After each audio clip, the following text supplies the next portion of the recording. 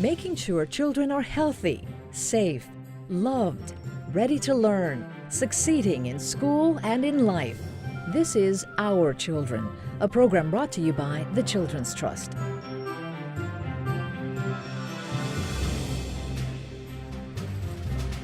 Good morning. I'm Charles Auslander, Interim President and CEO of the Children's Trust. And I'm Ileana Borella with the Herbert Wertheim College of Medicine at FIU. And together we welcome you to Our Children. The Florida legislative session is more than halfway over. Unlike the last 5 deficit years, most children's programs are fully funded, with some increases, like funding to ensure 7,000 more children under Florida Kid Care, a $7.4 million increase for adolescent and young adult mental health services, and an additional $1.8 million increase for the Guardian Ad Litem program. There is also a proposal on the table to move the Office of Early Learning to the Department of Education and change many related functions. Also, alternatives to Medicaid expansion are still being debated. Few people really take the time to travel nearly 500 miles to our state capitol to lobby on behalf of legislation or causes they believe in. But last week, a group of mostly high school juniors and seniors from the Children's Trust Youth Advisory Committee did just that. It was a real-life civics lesson right in the middle of this legislative session. How you guys feeling? All right. Yeah. Yackers, how are you guys feeling? Fire up! And welcome to this wonderful forum where our youth commissioners are going to have the opportunity to ask our state's leading policymakers and leaders that work with children and families some really tough questions. My favorite thing about the trip so far is that we've actually got to speak to people. We've gotten to speak to senators, we've got to speak to legislators, to judges, to people who've spent their whole lives advocating. And for me, that's been a really, really cool experience. Some of the people have actually said, you are an inspiration, which to me has been very powerful. This was the old Capitol. This was the Florida House, the Capitol, and the Florida Senate all together in one building. Well, I think the key is following your heart and knowing that you can make a difference. You can actually come to this process and change the way of the future. Whatever you think that couldn't be done is absolutely available to be changed and modified by anyone that really strives to make a difference. Welcome to your Children's Week 2013. This is our advocacy training program. I would say that the youth involvement is extremely important. After all, if the question at hand is about the youth, so we, as the youth, I believe, deserve to have a voice. Welcome to the Florida Senate, everyone. I found it an enlightening experience for myself, and as my sister, who also came this year, she just told me that listening into the Teens Hall Town Hall meeting was enlightening, that she finally understands really a little bit more about advocacy and what really happens here in Tallahassee. To me, it doesn't make sense not to have youth engagement because we're going to be the ones making legislation in the future. So it's really important that we get to understand how it works now as well. And more intensive advocacy training to teach youth and adults how to effectively advocate on behalf of family-friendly policies could soon be offered through an advocacy institute led by the Director of Public Policy and Communications of the Children's Trust, Diana Ragbeer. Members of the Fatherhood Task Force took a crash course with Diana in Tallahassee last week, and 2 of them are here with us today to talk about their experience. Joining us now are Brian Person and Lionel Lightbourne. Gentlemen, thank you for being with us. Let's start at the beginning. Why don't you tell us what the task force is all about? Well, the Fatherhood Task Force is a coalition of concerned fathers, just a collective effort to really engage our youth and our families to strengthen the communities as a whole, the society as a whole, from the various social ills that we've been facing for the last 10 to 20 years. So tell us about your experience in Tallahassee. Was it what you expected? Well, Charles, I think I tried to go up with no expectations, but had I had any expectations, it far exceeded any expectations that I could have had. Being there in that process, seeing things from the beginning, watching the process, watching children it was just an amazing event for us, for me personally, and I enjoyed every moment of it. Talking to our legislators who were so happy to see us present, and I think that was one of the things that stood out more than anything else, is that they were really pleased to see their hometown folks supporting them. So it's interesting you mentioned that, because now that you've been to the state capitol and you've been through this experience, how important do you think it is for other fathers, other mothers, to meet or at least talk to the representatives and to involve themselves in this legislative process?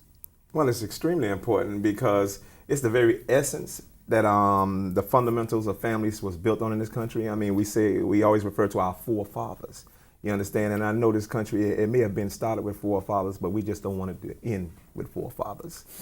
So we were on a quest for 4 million or 4 billion fathers to be active in their families and their communities. So you think you can make a difference by engaging our representatives? Absolutely. I think our representatives, again, in this legislative session in particular, we have so many new legislators. These folks don't have a lot of experience at the state level. And I think it's very important for them to know that there's a strong support system back home for them. You know, unfortunately, as Charles stated, we don't live 10 or 20 miles from the Capitol. It's almost 500-mile ride. So I think it matters to them immensely when they see people from their hometowns and their districts there to represent them. And so you felt people were taking you seriously and were very concerned with the issues that you possess. Well, I think there's no doubt about it. One of the most enlightening, and I thought it was kind of humorous as well, but we were about to come in and the news conference was about to get started, and one of our representatives, and she's told us to sit down, and she says, "No, this is your couch. Those are your chairs. This is your desk." Yeah, and she said, "No, this is your stuff, so please." And I think that really was what it was all about. There was a sense that we do have a support system. And I think as voters, sometimes we think our job is done when we vote, and it's over. So go up there and do what you do up there, but we don't check up, we don't follow up, we don't do any of that. Was it a bit surprising? I think so. Yeah. I was really surprised at, again, the need for them to feel that they are valued by the people who voted them in office. That was a theme that was clear through every single person that we talked to. Interesting. Thank you both for taking the time to go up there and for joining us this morning and telling all of us how important it is to engage lawmakers and tell them what's important for families in our community. Thank you both. Thank you. Thank you. Charles. Advocates are always working hard to preserve and expand funding for our most vulnerable children, which certainly includes those in foster care. But there is a group of foster children who would need far less support from the state of Florida if they had permanent homes. These are the ones whose parents have had their rights terminated by a judge, making the children available for adoption. And this is where the Children's Trust Miami Heart Gallery comes in, and how some of you at home can make a personal impact.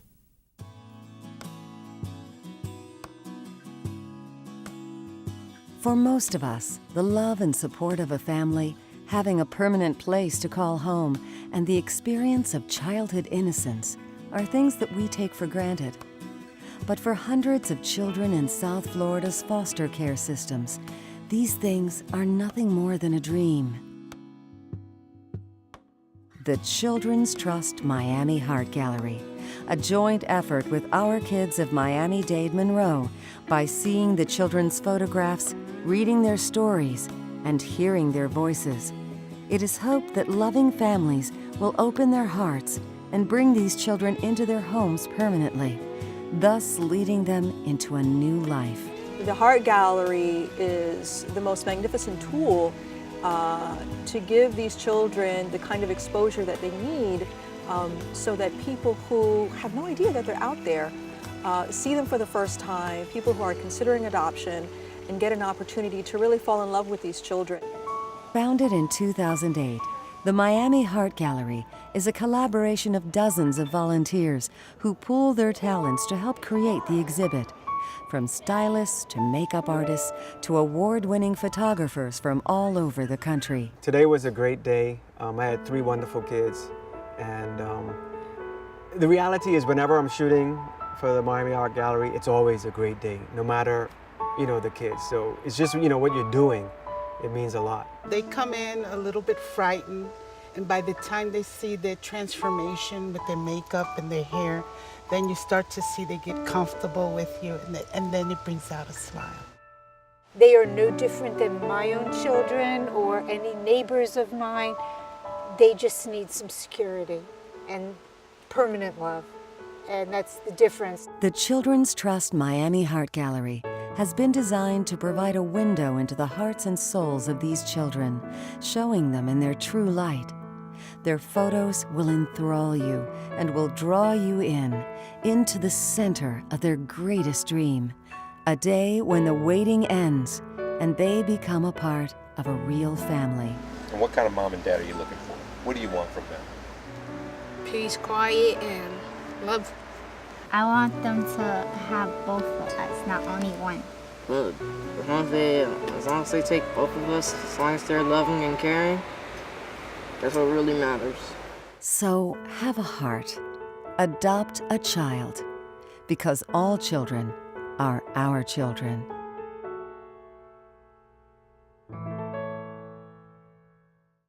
Now, if that doesn't tug at your heartstrings, I don't know what will. And to experience the online exhibit, visit MiamiHeartGallery.org. Up next, the Young Talent Big Dreams Talent Search is coming to a dramatic crescendo. We'll tell you all about it, plus a special performance you don't want to miss. Stay with us.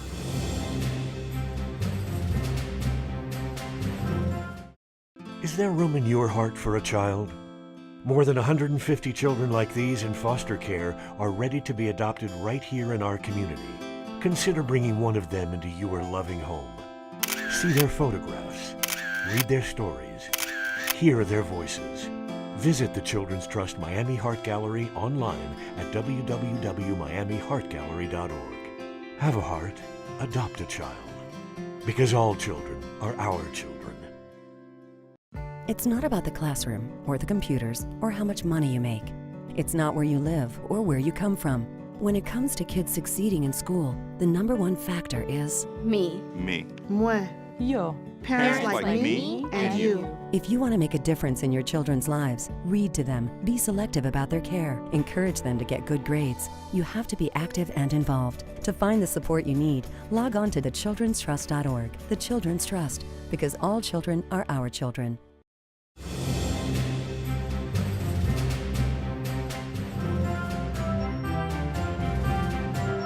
Welcome back. After nearly 6 months of competition, including auditions all over Miami-Dade County, the Young Talent Big Dreams Talent Search will come to an end tonight at Actors Playhouse at the Miracle Theater in Coral Gables. But there's still time to buy tickets for the show. Charles is going to be there. You going to be there? I sure will. You bought your ticket? I bought my ticket. Absolutely. You're not getting it free or anything. That wouldn't be right. That would not be right. So Charles bought his ticket, and he will be handing out some great prizes like tickets to shows and vouchers for free master classes. Do I get to keep any of the You do prizes? not. No, Charles. Charles, you're supposed to give out the stuff, not keep it. Okay, I'm just learning, Just sorry. Keep that in mind, please. Okay. He will be handing it out. So we're going to be talking more in depth about the competition in just a moment. But right now, we want to show you just how special this event really is. Here are some excerpts from last year's finals.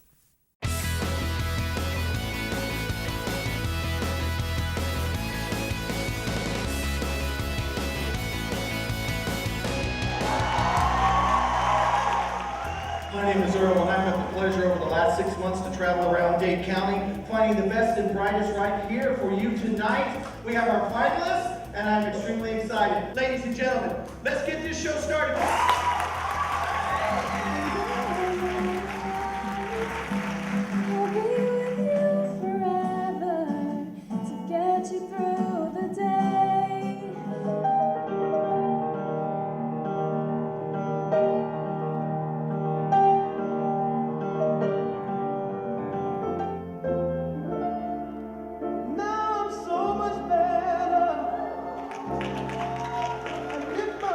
Don't come together.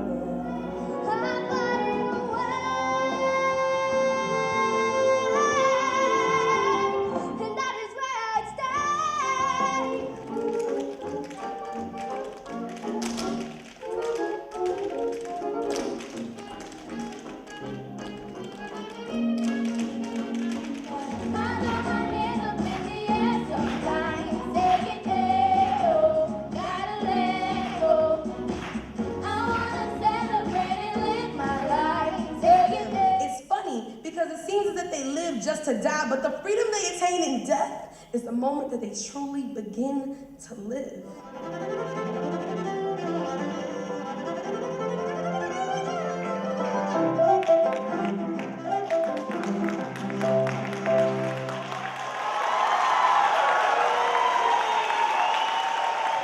Ladies and gentlemen, your grand prize winner tonight, Esther and Gloria, ladies and gentlemen.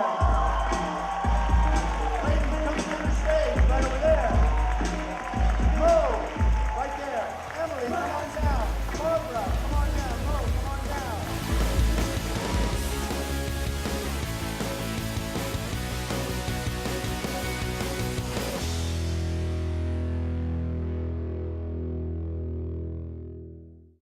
I'm really looking forward to the show tonight, but we really couldn't go on without sharing the talent of our very first vocal category winner, Biana Pinchuk. She won in this category at the age of 8. Now, all grown up at age 10, let's listen to Biana sing O Sole Mio.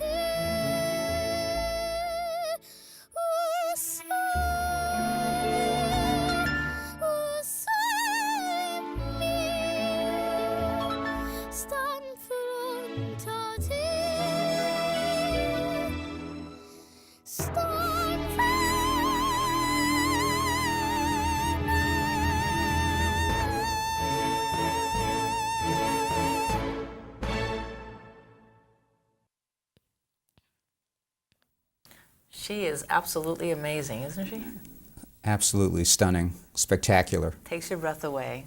More than that. Such talent at such a young age. Incredible. Joining us now is Barbara Stein, the Executive Producing Director of Actors Playhouse at the Miracle Theater, and Earl Maulding, Actors Playhouse Director of Children's Theater, and the man in charge of this competition. Welcome, both of you. Thank you. Well, you know, it seems to me this event is just gaining in prestige year after year. How does it feel to discover these amazing talents? Oh, it's a terrific feeling. It really is, not just to discover their talents, but to give so many kids an opportunity to, share such an experience, develop such confidence, and to pursue careers and look forward to opportunities for the future in the arts. It's very, very rewarding. So this is the third year that the Children's Trust has been the presenting sponsor of this competition. And in that time, I'm sure you've seen children and youth come back again and again. So Earl, tell us, what drives these kids to keep coming back? And don't say you. Well, I push them when they get there. No, actually, we work very hard, especially at the preliminaries, to make them relax. So once they get on the stage, they can do the absolute best that they can do that day. And I think it's that the opportunity is there. I always like to say about the Children's Trust, they look into the community and it's like a hand with fingers, trying to find that area where they can make a difference and encourage young people, and especially in the arts with this program. And so many, many young people, even if they show up and do one performance at the prelims, they have taken a chance, stepped outside of themselves, and achieved a new goal. And so, Earl, there's a new category this year, I understand. So tell us about that. And again, we don't feel like the competition is something that's set in stone. We like to have it keep growing. And last year we had some competitors that came in the musical instrument category and played their own pieces. And I went, wow, we should encourage that. That is something unique and unusual between the ages of 8 and 17. That's what these young performers are. So we added an original composition category, and I can't wait for the audience at the finals to hear these three amazing finalists perform their pieces. We kid him all the time, but I know that these competitions can be difficult for the children.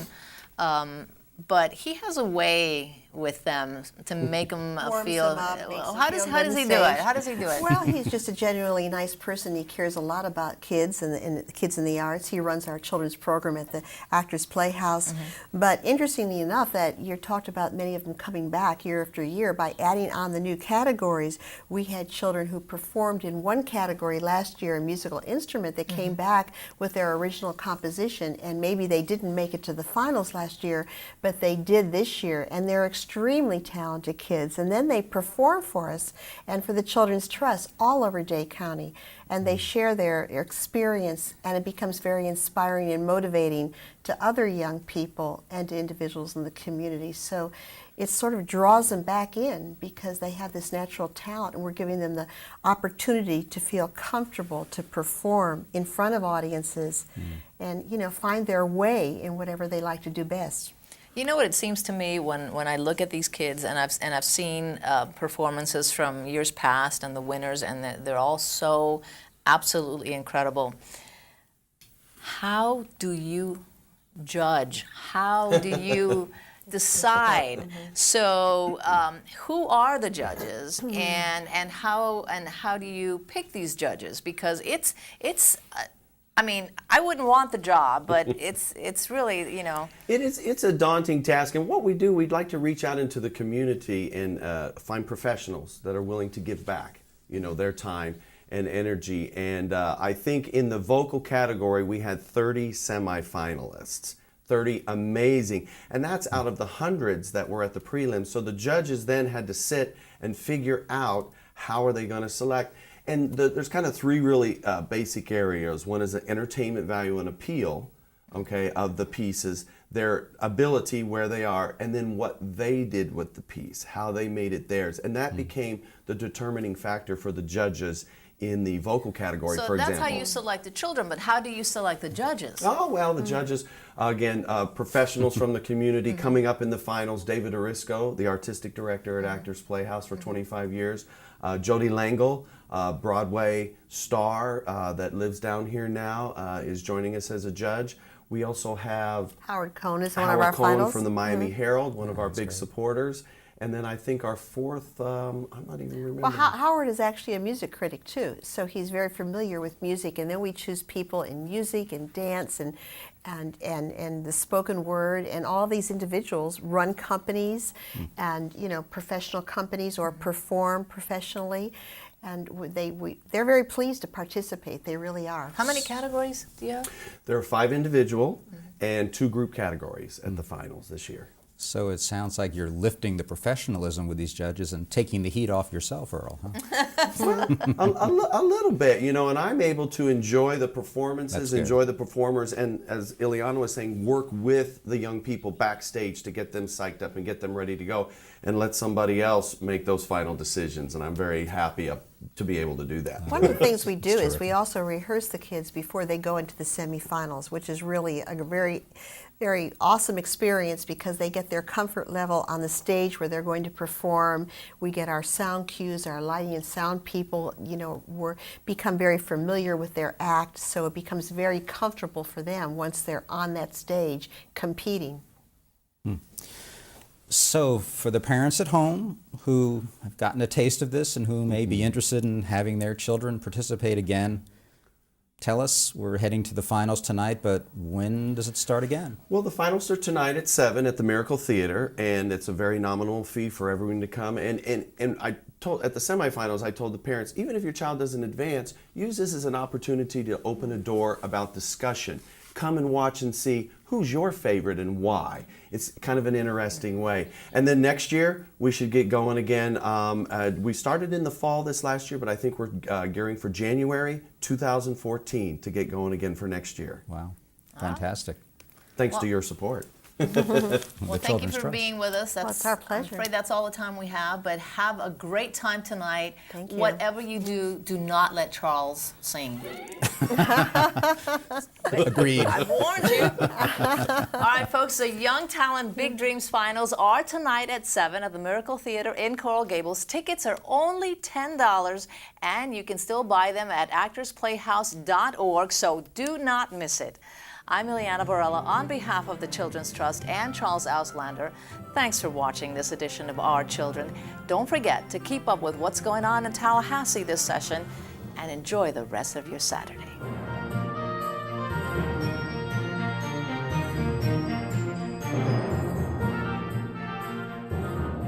Our Children is brought to you by the Children's Trust. The Children's Trust invests in programs and services that help make children healthy, safe, loved, ready to learn, succeed in school and in life. To access its funded programs and services in Miami-Dade County, visit thechildrenstrust.org or call the Children's Trust helpline at 211, because all children are our children.